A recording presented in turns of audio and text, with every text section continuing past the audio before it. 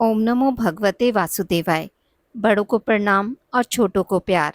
हिंदू धर्म में वैशाख पूर्णिमा का विशेष महत्व है। वैशाख पूर्णिमा के दिन भगवान बुद्ध का जन्म हुआ था। इस पूर्णिमा को सिद्ध विनायक पूर्णिमा या सत्य विनायक पूर्णिमा के नाम से भी जाना जाता है। वैदिक पंचांग के अनुसार वैशाख मास की पूर्णिमा की तिथि के दिन वैशाख पूर्णिमा व्रत रखा जाता है। इस विशेष दिन पर भगवान विष्णु की उपासना का विधान है। इस दिन यमराज की भी पूजा का विधान है। इस दिन भगवान विष्णु की उपासना करने से विशेष लाभ होता है और जीवन में सुख समृद्धि की प्राप्ति होती है। वैशाख पूर्णिमा के दिन स्नान दान करने से अक्षय पुण्य की प्राप्ति होती है। इस दिन श्री सत्यनारायण भगवान की कथा का आयोजन करने से घर में सुख शांति और समृद्धि आती है। साथ ही व्रत करके चंद्रमा की पूजा करने से कुंडली का चंद्र दोष मिटता है। पुराणों में कहा गया है कि वैशाख महीने की पूर्णिमा पर श्रद्धा अनुसार किए गए दान का पुण्य कभी खत्म नहीं होता। इससे इस लोक के साथ परलोक में भी सुख की प्राप्ति होती है। ग्रंथों के अनुसार इस दिन तिल, अन्न और जल दान करने का सबसे ज्यादा महत्व है। ये सोना, चांदी, हाथी घोड़ों के दान से भी ज्यादा महत्वपूर्ण है। अन्न और जल के दान से मानव, देवता, पितृ सभी को तृप्ति मिल जाती है। शास्त्रों के अनुसार कन्यादान को भी इसी के बराबर माना जाता है। वैशाख पूर्णिमा के दिन सबसे पहले पवित्र नदी में स्नान करें या घर पर पानी में गंगा जल मिलाकर स्नान करें। इसके बाद माँ लक्ष्मी और भगवान विष्णु का जल से अभिषेक करें। फिर माँ लक्ष्मी को लाल चंदन, लाल रंग के फूल और श्रृंगार का सामान अर्पित करें। इसके बाद घर में पूजा स्थान या मंदिर में घी का दीपक प्रज्वलित करें। हो सके तो इस दिन व्रत रखें। व्रत कथा का पाठ करें। लक्ष्मी माता को प्रसन्न करने के लिए श्री लक्ष्मी चालीसा का पाठ करें। इसके बाद भगवान विष्णु और माँ लक्ष्मी की आरती करें। चंद्रोदय के बाद चंद्रमा को अर्घ्य दें। इस दिन पानी से भरा मिट्टी का घड़ा, छतरी, अन्न, फल और कपड़े का दान करें। ऐसा करने से पितरों का आशीर्वाद प्राप्त होता है। वैशाख पूर्णिमा के दिन पशु पक्षियों को पानी, दाना खिलाएं। ऐसा करने से पितृ तृप्त होते हैं। इस दिन गरीब और जरूरतमंदों को दान करें। इस दिन तामसिक भोजन जैसे मांस, लहसुन, प्याज आदि का पूरी तरह त्याग करें। इस दिन धर्म, कर्म, भजन, कीर्तन और ध्यान में मन लगाएं। आइए जानते हैं वैशाख पूर्णिमा के दिन किन चीज़ों का दान करना चाहिए। वैशाख पूर्णिमा के दिन शक्कर व तिल दान करने से भगवान विष्णु का आशीर्वाद प्राप्त होता है। वैशाख पूर्णिमा के दिन पंखे का दान करना बहुत ही शुभ माना जाता है। इससे मोक्ष की प्राप्ति होती है। इस दिन गरीब और जरूरतमंद लोगों को चप्पल, जूते दान करना अच्छा माना जाता है। वैशाख पूर्णिमा के दिन घड़े का दान कर सकते हैं। इससे देवी लक्ष्मी की कृपा प्राप्त होती है। इस दिन खीर का दान करना बहुत ही अच्छा माना जाता है। इससे भी भगवान विष्णु और देवी लक्ष्मी का आशीर्वाद प्राप्त होता है। इस दिन अन्न का दान करना अत्यंत शुभ होता है। इससे जीवन में सुख समृद्धि बनी रहती है। चलिए अब जानते हैं वैशाख पूर्णिमा के दिन क्या करें और क्या ना करें। दिन में भोजन के बाद आराम करना चाहिए। इसके अलावा वैशाख महीने में तेल की मालिश नहीं करनी चाहिए। इसका जिक्र स्कंद पुराण में भी मिलता है। शाम के समय तुलसी में दीपक जलाएं और भगवान विष्णु और देवी लक्ष्मी की विधिवत पूजा और आरती करें। वैशाख माह में सुबह देर तक नहीं सोना चाहिए। सूर्योदय से पहले उठ जाएं। इस दौरान तेल मसाले वाली चीज़ों का सेवन ना करें। पानी का सेवन ज़्यादा से ज़्यादा करें। चलिए सुनते हैं वैशाख पूर्णिमा व्रत की कथा। कथा को पूर्ण सुनिए। कथा को पूरा सुनने से उसका पूर्ण फल प्राप्त होता है। अगर आपने व्रत नहीं भी किया तो व्रत कथा अवश्य सुनें। एक समय की बात है, द्वापर युग में यशोदा जी ने कृष्ण से कहा, हे कृष्ण, तुम सारे संसार के उत्पन्न करता, पोषक करता तथा उसके संहार करता हो। आज कोई ऐसा व्रत मुझसे कहो जिसको करने से मृत्यु लोक में स्त्रियों को विधवा होने का भय न रहे तथा वह व्रत सभी मनुष्यों की कामनाएं पूर्ण करने वाला हो। श्री कृष्ण कहने लगे, हे माता, तुमने अति सुंदर प्रश्न किया है। मैं तुमसे ऐसे ही व्रत को सविस्तार कहता हूँ। सौभाग्य की प्राप्ति के लिए स्त्रियों को 32 पूर्णमासियों का व्रत करना चाहिए। इस व्रत के करने से स्त्रियों को सौभाग्य संपत्ति मिलती है। यह व्रत अचल सौभाग्य देने वाला एवं भगवान शिव के प्रति मनुष्य मात्र की भक्ति को बढ़ाने वाला है। यशोदा जी कहने लगी, हे कृष्ण, सर्वप्रथम इस व्रत को मृत्यु लोक में किसने किया था? इसके विषय में विस्तार पूर्वक कहो। श्री कृष्ण कहने लगे कि इस भूमंडल पर एक अत्यंत प्रसिद्ध राजा चंद्रहास से पालित अनेक प्रकार के रत्नों से परिपूर्ण कातिका नाम की एक नगरी थी। वहां पर धनेश्वर नाम का एक ब्राह्मण रहता था। उसकी स्त्री अति सुशीला रूपवती थी। दोनों ही उस नगरी में बड़े प्रेम के साथ रहते थे। घर में धन धान्य आदि की कमी नहीं थी। उनको एक बड़ा दुख था कि उनके कोई संतान नहीं थी। इस दुख से वह अत्यंत दुखी रहते थे। एक समय एक बड़ा तपस्वी योगी उस नगरी में आया। वह योगी उस ब्राह्मण के घर को छोड़कर अन्य सभी घरों से भिक्षा लाकर भोजन किया करता था। रूपवती से वह भिक्षा नहीं लिया करता था। उस योगी ने एक दिन रूपवती से भिक्षा न लेकर किसी अन्य घर से भिक्षा लेकर गंगा किनारे जाकर भिक्षान को प्रेम पूर्वक खा रहा था कि धनेश्वर ने योगी का यह सब कार्य किसी प्रकार से देख लिया। अपनी भिक्षा के अनादर से दुखी होकर धनेश्वर योगी से बोला, महात्मन, आप सब घरों से भिक्षा लेते हैं, परंतु मेरे घर की भिक्षा कभी नहीं लेते। इसका कारण क्या है? योगी ने कहा कि निसंतान के घर की भीख पतितों के अन्न के तुल्य होती है, और जो पतितों का अन्न खाता है वह भी पतित हो जाता है। चूंकि तुम निसंतान हो, अतः पतित हो जाने के भय से मैं तुम्हारे घर की भिक्षा नहीं लेता हूँ। धनेश्वर यह बात सुनकर अपने मन में बहुत दुखी हुआ और हाथ जोड़कर योगी के पैरों में गिर पड़ा तथा अर्थभाव से कहने लगा, हे महाराज, यदि ऐसा है तो आप मुझको पुत्र प्राप्ति का उपाय बताइए। आप सर्वज्ञ हैं, मुझ पर अवश्य ही कृपा कीजिए। धन की मेरे घर में कोई कमी नहीं है, परंतु पुत्र न होने के कारण अत्यंत दुखी हूँ। आप मेरे इस दुख का हरण करें।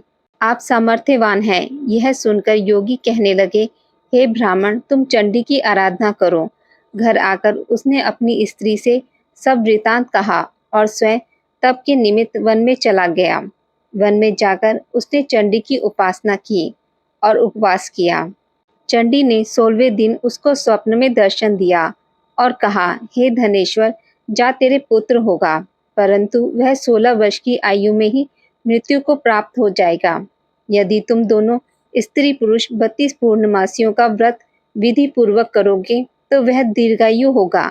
जितनी तुम्हारी सामर्थ्य हो, आटे के दिए बनाकर शिव जी का पूजन करना, परंतु पूर्णमासी को 32 जो जाने चाहिए।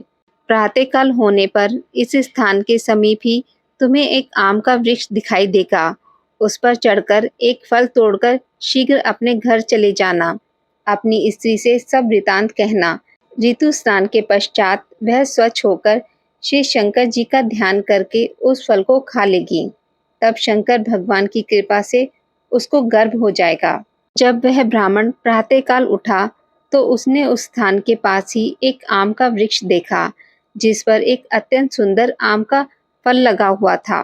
उस ब्राह्मण ने उस आम के वृक्ष पर चढ़कर उस फल को तोड़ने का प्रयत्न किया, परंतु वृक्ष पर कई बार प्रयत्न करने पर भी वह ना चढ़ पाया।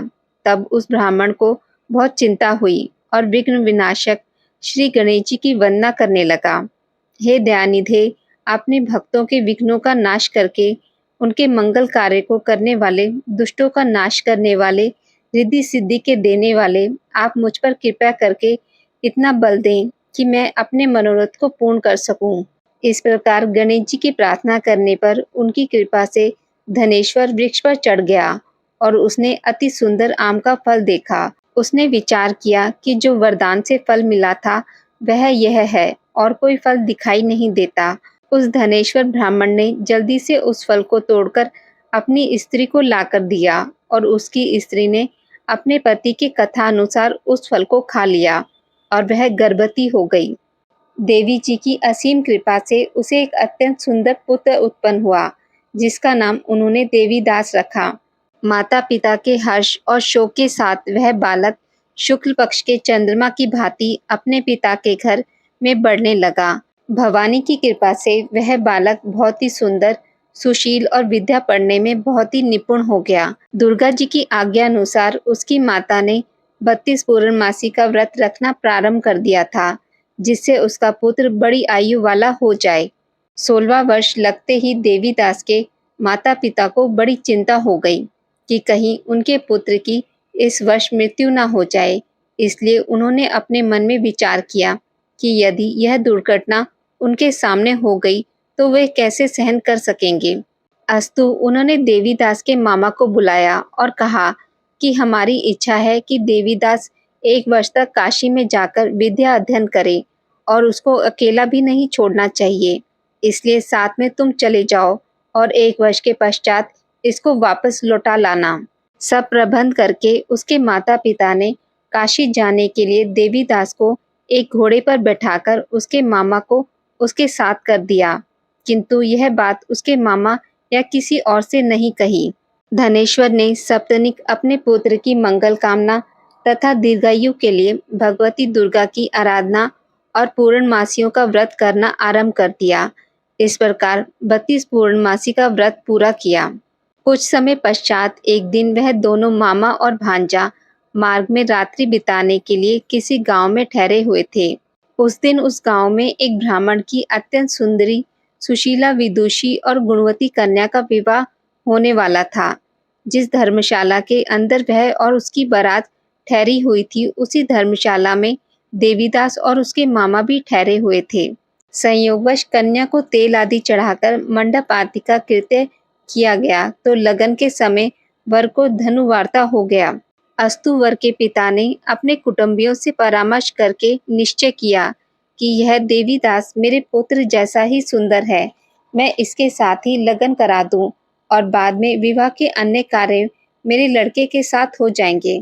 ऐसा सोचकर देवीदास के मामा से जाकर बोला कि तुम थोड़ी देर के लिए अपने भांजे को हमें दे दो, जिससे विवाह के लगन का सब कृत्य सुचारू रूप से हो सके। तब उसका मामा कहने लगा कि जो कुछ भी मधुपर्क आदि कन्यादान के समय वर को मिले वह सब हमें दे दिया जाए, तो मेरा भांजा इस बारात का दूल्हा बन जाएगा। यह बात वर के पिता ने स्वीकार कर ली और उसने अपने भांजे को वर बनने के लिए भेज दिया और उसके साथ सब विवाह कार्य रात्रि में विधि पूर्वक संपन्न हो गया। पत्नी के साथ वह भोजन न कर सका और अपने मन में सोचने लगा कि ना जाने ये कैसी स्त्री होगी। वह एकांत में इसी सोच में गर्म निश्वास छोड़ने लगा तथा उसकी आंखों में आंसू भी आ गए। तब वधू ने पूछा कि क्या बात है, आप इतने उदासीन व दुखी क्यों हो रहे हैं। तब उसने सब बातें जो वर के पिता व उसके मामा में हुई थी उसको बतला दी। तब कन्या कहने लगी कि यह ब्रह्म विवाह के विपरीत हो कैसे सकता है। देव, ब्राह्मण और अग्नि के सामने मैंने आपको ही अपना पति बनाया है, इसलिए आप ही मेरे पति हैं। मैं आपकी ही पत्नी रहूंगी, किसी अन्य की कदापि नहीं। तब देवीदास ने कहा, ऐसा मत करिए, क्योंकि मेरी आयु बहुत थोड़ी है। मेरे पश्चात आपकी क्या गति होगी, इन बातों को अच्छी तरह विचार लो। परंतु वह दृढ़ विचार वाली थी। बोली कि जो आपकी गति होगी वही मेरी गति होगी। हे स्वामी, आप उठिए और भोजन करिए, आप निश्चय ही भूखे होंगे। इसके बाद देवीदास और उसकी पत्नी दोनों ने भोजन किया तथा शेष रात्रि वे सोते रहे। प्रातःकाल देवीदास ने अपनी पत्नी को 3 नगों से जड़ी हुई एक अंगूठी दी, एक रुमाल दिया और बोला, हे प्रिय, इसे लो और संकेत समझकर स्थिर चित्त हो जाओ। मेरा मरण और जीवन जानने के लिए एक पुष्प वाटिका बना लो, उसमें सुगंधी वाली एक नव मालिका लगा लो, उसको प्रतिदिन जल से सींचा करो और आनंद के साथ खेलो कूदो तथा उत्सव मनाओ। जिस समय और जिस दिन मेरा प्रणात होगा ये फूल सूख जाएंगे और जब ये फूल हरे हो जाएं तो जान लेना कि मैं जीवित हूँ। यह बात निश्चय करके समझ लेना, इसमें कोई संशय नहीं है। यह समझाकर वह चला गया।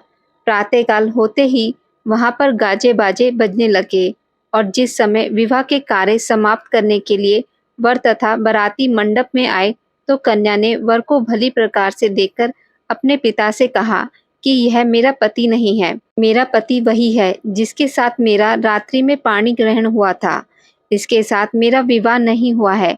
यदि यह वही है तो बताइए, मैंने इसको क्या दिया? मधुपर्व और कन्यादान के समय जो मैंने भूषण आदि दिए थे, उन्हें दिखाएं तथा रात में मैंने क्या गुप्त बातें कही थी, वह सब सुनाएं। पिता ने उसकी कथा अनुसार वर को बुलाया। कन्या की यह सब बातें सुनकर वह कहने लगा कि मैं कुछ नहीं जानता। इसके पश्चात लज्जित होकर वह अपना सा मुंह लेकर चला गया और सारी बारात भी अपमानित होकर वहां से लौट गई। भगवान श्री कृष्ण बोले, हे माता, इस प्रकार देवीदास काशी विश्वविद्यालय के लिए चला गया। जब कुछ समय बीत गया तो काल से प्रेरित होकर एक सर्प रात्रि के समय उसको डसने के लिए वहां पर आया। उस विषधर के प्रभाव से उसके शयन का स्थान चारों ओर से विष की ज्वाला से विषैला हो गया, परंतु व्रत राजा के प्रभाव से उसको काटने न पाया, क्योंकि पहले ही उसकी माता ने 32 पूर्णिमा का व्रत कर रखा था। इसके बाद मध्याह्न के समय स्वयं काल वहां पर आया और उसके शरीर से उसके प्राणों को निकालने का प्रयत्न करने लगा, जिससे वह मूर्छित होकर पृथ्वी पर गिर पड़ा। भगवान की कृपा से उसी समय पार्वती जी के साथ श्री शंकर जी वहां पर आ गए। उसको मूर्छित दशा में देखकर पार्वती जी ने भगवान शंकर से प्रार्थना की कि हे महाराज, इस बालक की माता ने पहले 32 पूर्णिमा का व्रत किया था, जिसके प्रभाव से हे भगवान आप इसको प्राणदान दें।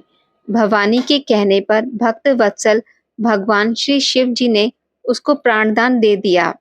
इस व्रत के प्रभाव से काल को भी पीछे हटना पड़ा और देवीदास स्वस्थ होकर बैठ गया। उधर उसकी स्त्री उसके काल की प्रतीक्षा किया करती थी। जब उसने देखा कि उस पुष्प वाटिका में पत्र पुष्प कुछ भी नहीं रहे, तो उसको अत्यंत आश्चर्य हुआ और जब वह वैसे ही हरी भरी हो गई, तो वह जान गई कि वह जीवित हो गए हैं। यह देखकर वह बहुत प्रसन्न मन से अपने पिता से कहने लगी कि पिताजी, मेरे पति जीवित हैं, आप उनको ढूंढिए। जब 16वां वर्ष व्यतीत हो गया तो देवीदास भी अपने मामा के साथ काशी से चल दिया। इधर उसे ससुर उसको ढूंढने के लिए अपने घर से जाने वाले ही थे कि वह दोनों मामा भांजा वहां पर आ गए। उसको आया देखकर उसका ससुर बड़ी प्रसन्नता के साथ अपने घर में ले आया। उस समय नगर के निवासी भी वहां इकट्ठे हो गए और सबने निश्चय किया कि अवश्य ही इसी बालक के साथ इस कन्या का विवाह हुआ था। उस बालक को जब कन्या ने देखा तो पहचान लिया और कहा कि यह तो वही है जो संकेत करके गया था। तदुपरांत सभी कहने लगे कि भला हुआ जो यह आ गया, और सब नगरवासियों ने आनंद मनाया।